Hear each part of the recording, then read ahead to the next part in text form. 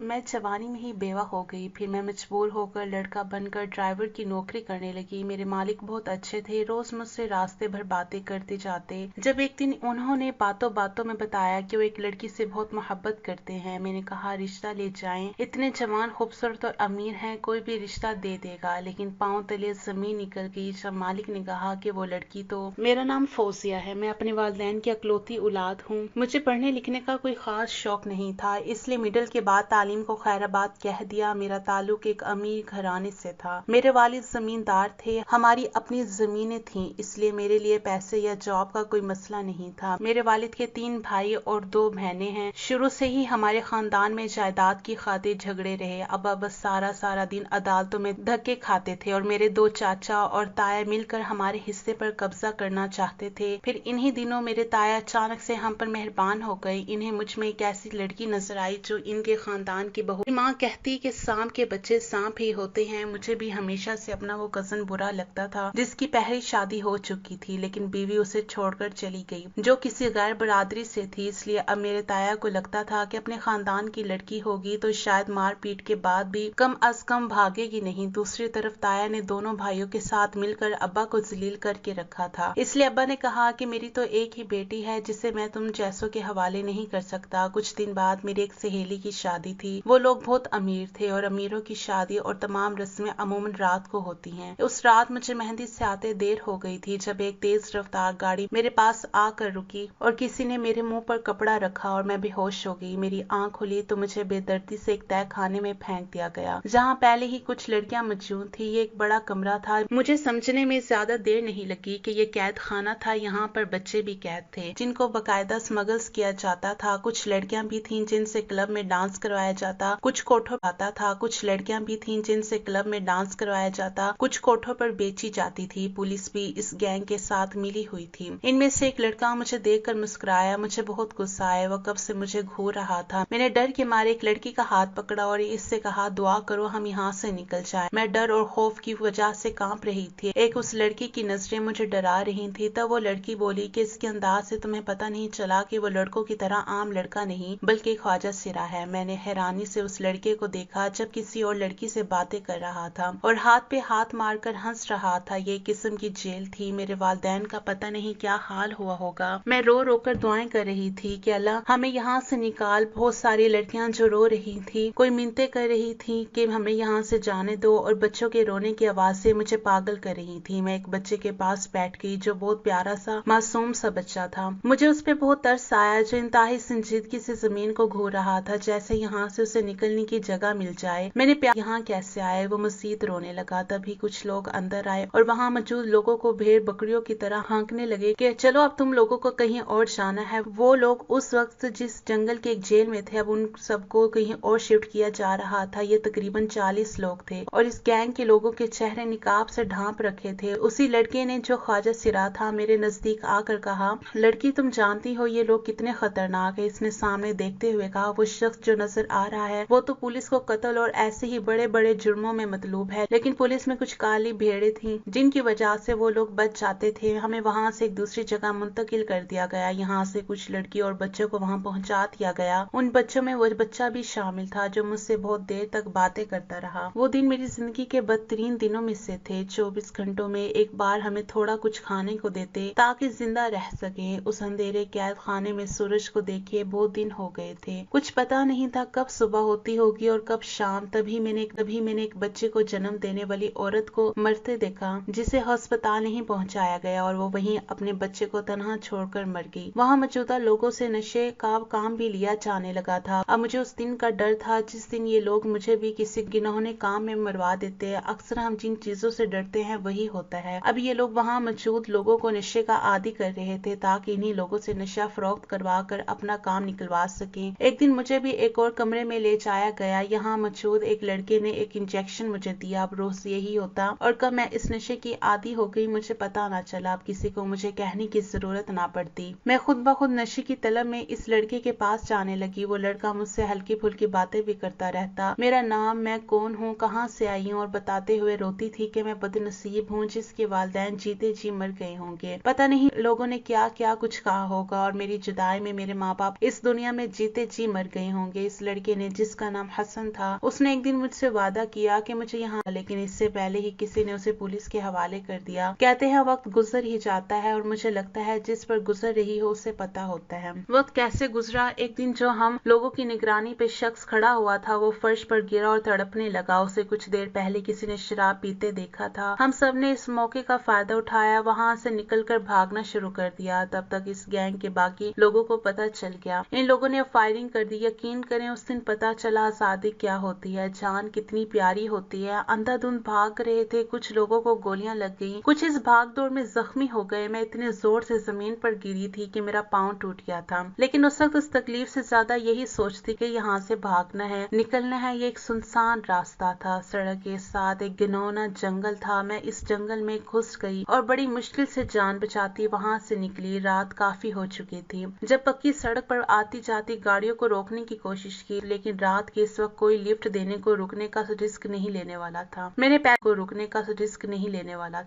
पैदल ही वहाँ से चलना शुरू किया, लेकिन एक दो दिन से भूख और कुछ नशे की आदत की वजह से सेहत बर्बाद हो चुकी थी। कुछ दूर भागने के बाद मैं वहीं गिरकर बेहोश हो गई। जब आंख खुली तो अस्पताल में मौजूद थी और मेरे पास एक डॉक्टर और दो पुलिस वाले खड़े थे। पुलिस ने होश में आते ही मुझसे पूछना शुरू कर दिया। मैं डरती थी कि मैं जिस मुसीबत से निकली हूँ फिर से इसमें ना फंस जाऊं। वो लोग बहुत खतरनाक थे। मैंने मुकर जाना बेहतर समझा, लेकिन वहाँ मौजूद एक शख्स ने कहा कि इसने मुझे वहाँ से भागता देखा, मुझसे घर का पता लिया और कुछ देर में मेरी बदनसीब माँ वहाँ थी। मैं कितनी देर अपनी जगह से हिल नहीं सकी। पता नहीं कब मेरी माँ ने चीखना चिल्लाना शुरू किया। तब पता चला कि मेरी माँ उस दिन 7 माह बाद बोली थी। मेरे अगवा के बाद मेरे वालिद को लोगों ने कहा कि तुम्हारी बेटी बदचलन थी, घर से भाग गई। मेरा बाप ये बर्दाश्त नहीं कर सका और फिर एक दिन मौत से लड़ते लड़ते थक गया और हमेशा के लिए इस दुनिया को छोड़ दिया। मेरी माँ बेटी और शौहर के गम में ज़हनी तौर पर बीमार हो गई। लोगों ने देखा इसने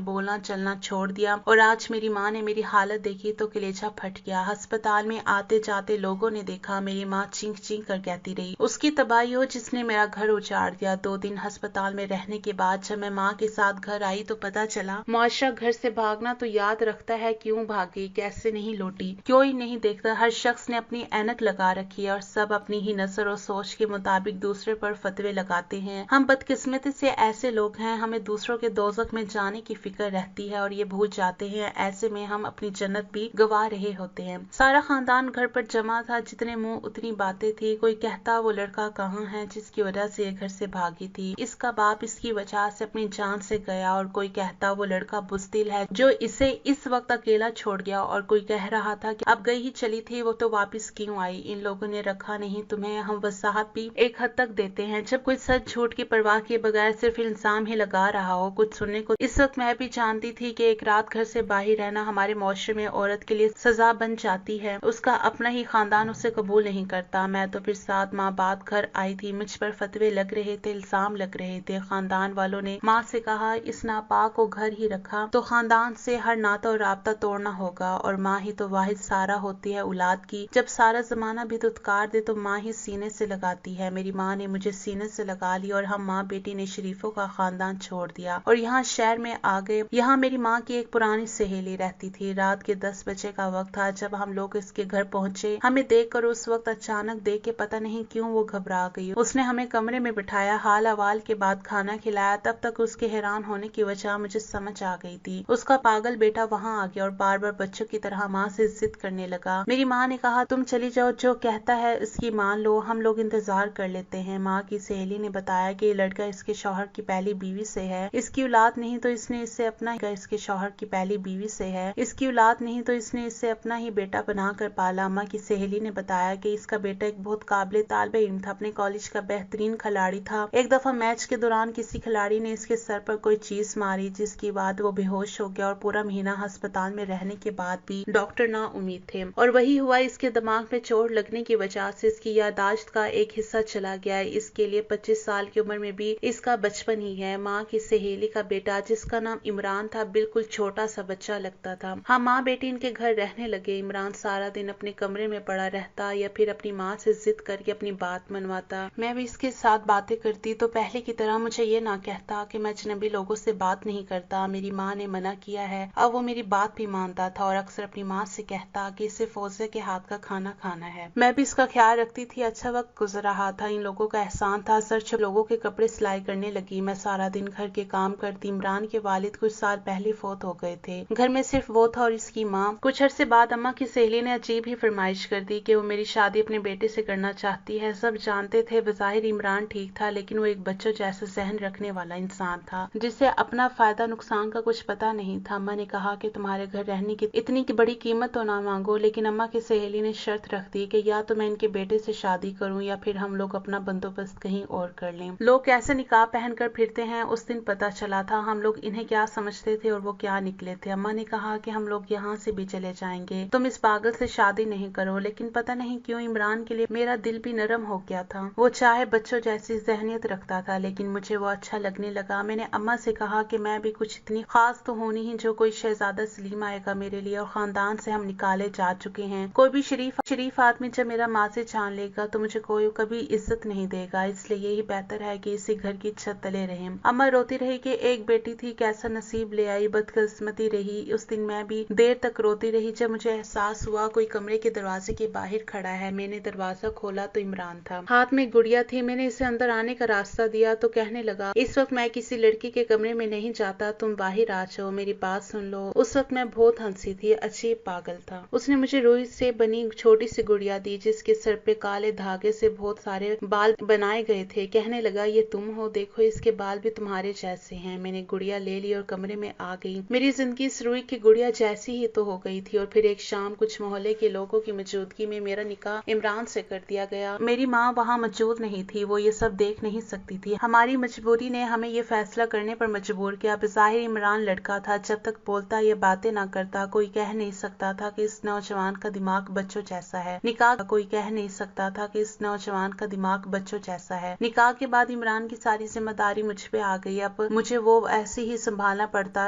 जैसे बच्चों को संभालते हैं। मेरी सास अब बहुत खुश थी, जो चाहती थी वो हो गया था। एक दिन एक फकीरनी आई, उसने कहा, मुझे खाना खिलाओ, मैं तुझे दुआ दूंगी, हर मुराद पूरी होगी तेरी। मेरी मुराद भला इसके सिवा क्या थी कि मेरा शौहर ठीक हो जाए। उस फकीर ने खाना खाया और जाते हुए मुझे दुआ देगी, तेरा शौहर तुझे जिंदगी भर सच्ची मोहब्बत है। मैं इसकी दुआ पे हैरान थी। मेरे शौहर को तो पता ही नहीं था कि बीवी क्या होती है और मोहब्बत क्या। कहते हैं दुआएं तकदीरें बदल देती हैं। मैंने भी बदलती देखी। इमरान दिन ब दिन बेहतर हो रहा था। उसका इलाज भी दोबारा शुरू करवाया था। इस बार डॉक्टर भी पुरुमीद थे। मेरा सारा दिन भी इमरान की देखभाल और रात अल्लाह से रो रो कर दुआओं में गुजर जाती थी। फिर अल्लाह ने मेरी सुन ली और इमरान पहले से बहुत बेहतर हो गया। लेकिन तब पता नहीं मेरी सास को क्या लगा कि इमरान अगर ठीक हो गया तो कहीं सब कुछ नहीं। दिनों मेरी वालदा की तबीयत इतनी बिगड़ गई कि मुझे अपनी बदकिस्मती का यकीन होने लगा। मेरी सास ने हर मदद से इनकार कर दिया। मैं सारा महीना सरकारी अस्पताल में माँ का इलाज करवाती रही। वहाँ से भी आधी दवाई मिलती और आधी कहते बाहर मेडिकल स्टोर से ले लो। मैं वो बदकिस्मत बेटी हूँ जो अपने वालिदैन के किसी काम ना आ सकी, बल्कि इनकी तबाही का सबब बन गई। मेरा बाप मेरे गम में चल बसा और माँ मौत के मुंह में थी। सर्दियों की रातों में मैं और मेरी माँ सरकारी अस्पताल में डॉक्टरों की इंसानियत देखते रहे। और फिर एक दिन जब मेरी आंख खुली, उस लकड़ी के बेंच पर लेट गई। मेरा जिस्म अकड़ चुका था। जब माँ को आवाज दी तो पैरे तले से जमीन निकल गई। मेरी माँ मुझे सोता छोड़ के ना जाने कब की इस दुनिया से जा चुकी थी। पता नहीं जिसने मदद की, कौन घर छोड़ के गया, कुछ पता नहीं। मोहल्ले के किसी शख्स ने कफन दफन का इंतजाम करवाया। मैं दुनिया में तन्हा रह गई थी। एक एक करके मेरे रिश्ते मुझे छोड़ गए थे। सारा दिन रोते और रात सोचों में गुजर जाती थी। जब हम सोच रहे होते हैं हम पर कोई जिम्मेदारी बाकी नहीं रही तो किसके लिए जीना। कुछ लोग जिंदगी से मायूस हो, कोई जिम्मेदारी बाकी नहीं रही तो किसके लिए जीना। कुछ लोग जिंदगी से मायूस होकर इसके खत्म होने के दिन गिनते हैं और कुछ लोग कोई वजह ढूंढ लेते हैं। मेरे पास वजह भी नहीं थी। मुझे लगता था कि मैं पागल हो जाऊंगी। मेरी सास इमरान से कह के मुझे बातें सुनवाती। वो पहले से बहुत बेहतर था, लेकिन अपनी माँ के हाथों खिलौना बन चुका था। जैसा कहती वही इसके लिए हुर्फ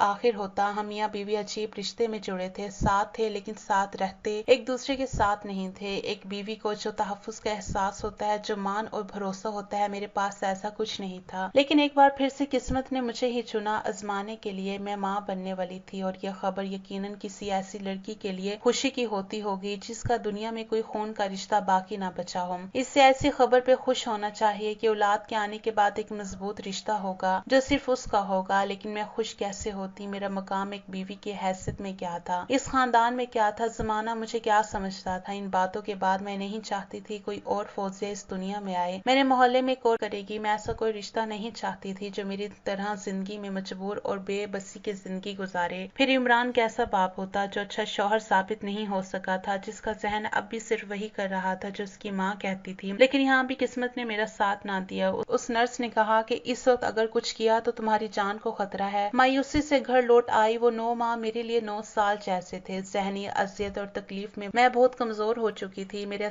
साथ छोड़ रहे थे। जब एक रात मेरी जिंदगी में एक मासूम जुड़ गया था। मैंने एक बेटे को जन्म दिया था। बच्चे को देखकर मुझे अजीब सी खुशी हुई थी। मैं जो सोचती थी मुझे औलाद से मोहब्बत नहीं होगी, मुझे जरूरत नहीं किसी रिश्ते की, एक लम्हे में सब कुछ बदल गया था। उस मासूम फरिश्ते को देखते ही ममता के एहसास ने मुझसे सारे गिले शिकवे छीनकर शर्मिंदगी में मुब्तला कर दिया कि तुम तो इन्हें मारने वाली थी। मैं रोज अल्लाह से माफी मांगती और अपने बच्चे की जिंदगी की दुआएं करती। इमरान और मेरी सास का रवैया भी अब कुछ बेहतर था। मुझे ना भी पूछते, लेकिन बच्चे से इन्हें लगाव था और मेरी जैसी बदकिस्मत लड़की के लिए यही काफी था। बच्चों के छोटे छोटे काम करते वक्त जिंदगी अच्छी गुजरने लगी। और वो दिन मेरी जिंदगी का खूबसूरत दिन था जब मेरे बच्चे ने पहली दफा मुझे माँ कह के पुकारा। ये बात वो लोग समझेंगे जिनका कोई नहीं होता, लेकिन फिर एक ऐसा रिश्ता बन जाता है जिसे दुनिया की कोई ताकत जुदा नहीं कर सकती। एक दिन मेरी सास और इमरान गांव किसी फौतगी पर गए हुए थे। वापसी पर तेज रफ्तार में आते ट्रक से इस बस का एक्सीडेंट हो गया और ये वो दिन था मैं जो भूलती जा रही थी। मैं बदकिस्मत हूँ। मुझे कुदरत ने याद दिलाया कि तुम अभी बदकिस्मत ही रहोगी। मैं अपने बच्चे के साथ बिल्कुल तन्हा हो गई। एक बार फिर से मेरी सास और इमरान जैसे भी थे, लेकिन ये तो था कि हम अकेले नहीं थे उस घर में। अब सारी रात मुझे नींद न आती। मेरी तबीयत खराब रहने लगी। इसके साथ ही आने वाली परेशानी, बेटे के पेट की फिक्र। अब मेरा बेटा दूध के लिए रोता रहता। दूध वाले ने दूध देना बंद कर दिया। जिंदगी फाकों तक आ गई। माँ खुद तो भूखी रह सकती है, लेकिन अपने बच्चों को भूखा नहीं रख सकती। मैंने मोहल्ले में घरों में पता किया और किसी ना किसी का कोई काम होता तो वो मैं कर देती, जिससे जो मिलता अपने बच्चे का पेट भरने लगी। लेकिन यहाँ भी वही मर्दों का माशरा जिसमें औरत अगर अकेली है तो मुफ्त का माल समझ लिया जाता है। मुझे अब लोगों की नजरें और नियतें परेशान करने लगी। एक रात बहुत सोचा तो याद आया घर इमरान के नाम ही था। उसी वक्त उठी और कागजात ढूंढने लगी। अगले दिन ही मोहल्ले की एक औरत जो बैंक में काम करती थी, उसे कह के घर को बैंक में गिरवी रखवा कर गाड़ी निकलवा लेने का सोचा, लेकिन एक वसीला बन गया। एक शख्स को ड्राइवर की जरूरत थी। मैंने मर्दाना होलिया बना ली और ये जॉब शुरू कर दी। कुछ मैंने खुद को मजबूत बना लिया अपने बच्चे की खातिर। मैंने गाड़ी चलाना उन्हीं दिनों सीखी थी जब उस गैंग में 7 माह कैद रही थी। वो लोग हमें ट्रेनिंग देते थे ताकि वक्त आने पर भागना हो तो गाड़ी चलानी आती हो। इस तरह बुरे वक्तों का एक अच्छा तजर्बा मेरे काम आ गया। मैं गाड़ी चलाती, कोई ना कोई सवारी मिल जाती। इसे इसकी मंजिल तक पहुंचा के जो मिलता उस अच्छी गुजर बसर हो रही थी। अपने बेटे को स्कूल में दाखिल करवा दिया। जिंदगी अच्छी गुजर रही थी। मेरे साहब को ड्राइवर की जरूरत थी। उसे छोड़ने के बाद मैं बाकी सवारियां भी बैठा सकती थी। वो एक खूबसूरत और नरम दिल इंसान था और अब रोज ही मेरे की छुट्टी के वक्त तक घर भी पहुंच जाती थी। वो शख्स अब मुझसे कुछ बातें भी करने लगा था। जब कोई आपको सुनने वाला हो तो आप अपने गम भी शेयर करने लगते हैं। अब इस सफर में हम लोगों की अच्छी बातचीत होने लगी। सफर भी अच्छा गुजर जाता और मुझे भी एक जाना पहचाना सा शख्स मिल गया था। एक दिन मैंने उससे पूछा कि उसने शादी क्यों नहीं की, तो उसने कहा कि एक लड़की देखी थी, उससे मोहब्बत हो गई थी मुझे। उसके बाद जिंदगी ने ऐसे मोड़ दिखाए, वक्त ना मिला कि उसे ढूंढ सकता। अपने जमीलों में वो लड़की कहीं खो गई। वो किस्मत की मारी थी, पता नहीं किस हाल में होगी। उसने कहा वो अगले दिन उसकी तस्वीर मुझे जरूर दिखाएगा। मुझे अगले दिन का इंतजार था। मुझे उस लड़की की किस्मत पर रश्क आ रहा था जिससे कोई 9 साल से मोहब्बत करता था और इसकी खातिर शादी भी नहीं की थी। और ऐसी मोहब्बत की इस लड़की का कुछ अता पता भी नहीं और इस लड़की को मालूम भी नहीं था कि